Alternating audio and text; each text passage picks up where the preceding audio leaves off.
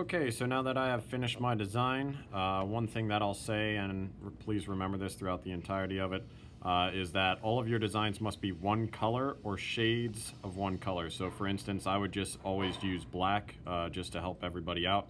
However, you can use shades of gray. And what this means is that, for instance, if I wanted to use the ink color of blue later on, that shade of gray would just be a shade of lighter blue.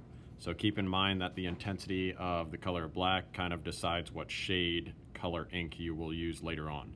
Once you have this complete in either Illustrator or Photoshop, you must go up to File and select Print. If you do that correctly, you should have a print dialog box that pops up. And the first thing that you want to do, and always do, is please select the printer Epson 4800 separations. If you do this correctly, the size of the little preview should change. If you forget, I actually wrote a little sticky note down here at the bottom of my computer so that all of you remember. The next thing is just to make sure your design is set up correctly. If you need to click on these little stick figure men right over here to tilt your design sideways just so that it fits on all the sheets of paper, you can adjust it there. You saw that my image just previewed kind of rotated 90 degrees. If for some reason you designed yours differently, arrange it or rotate it until it seems like it fits all onto the sheet of paper. You can also click, hold, and drag to make sure that it's centered on that piece of paper preview. If you did this correctly, you're going to go ahead and hit print. And this is ultimately going to open up another program. The program is called FilmMaker version 4.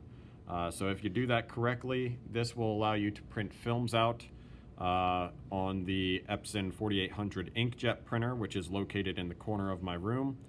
Just so everybody can see it, I'm going to go ahead and zoom in on it. It is that one right there. All right, so the program actually takes a little while to open up. When it is ready, chances are you'll see an error message. Hey, there it is. Unable to start the queue.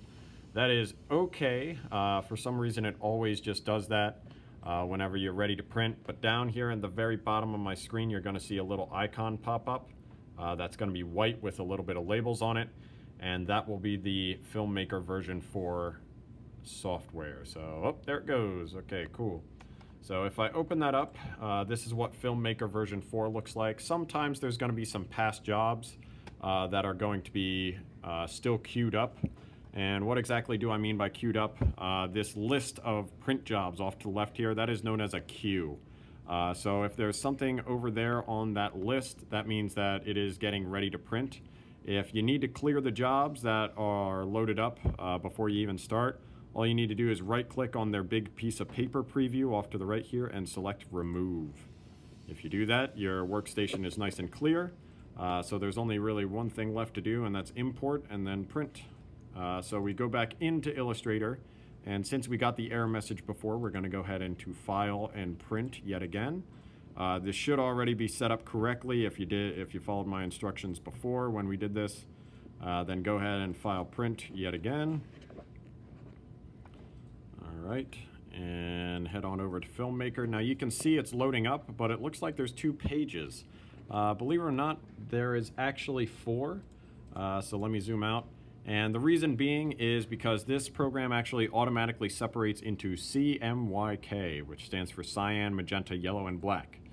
Just so everybody can kind of understand this a little bit better, let me go ahead and go over to the little magazine previews over here. So this magazine preview all the way to the right is full color. You can see it has basically every color of the rainbow. Basically, whenever you print out in CMYK, it separates into cyan, the blue one, magenta, the pink one, yellow, and black. So if you are able to combine all 4 of those colors, you will actually get all the colors of the rainbow. So this program actually tries to do that automatically. So you can see I only had black, shades of black in my image. So you will see my cyan, magenta, and yellow previews are blank. The only one that I'll really need is black, and that is why I said only try to use one color when you're designing, especially if you want to do a one-color shirt. So what you're going to have to do is remove those other films. There's no use wasting some film printing a blank design. So just click on the little preview. You can even right-click and select Remove. And you can see that's how we'll delete those. Remove and remove the final one yellow. Now once you have that, you can go ahead and click on your little design that you have there. And right up in the top left, there's the little rainbow print button standing for print job. Be sure yours is selected and highlighted, and then you can go ahead and just hit print. And if you did this correctly, it's gonna start loading up. Active, active. And once it's fully loaded, it'll say printing.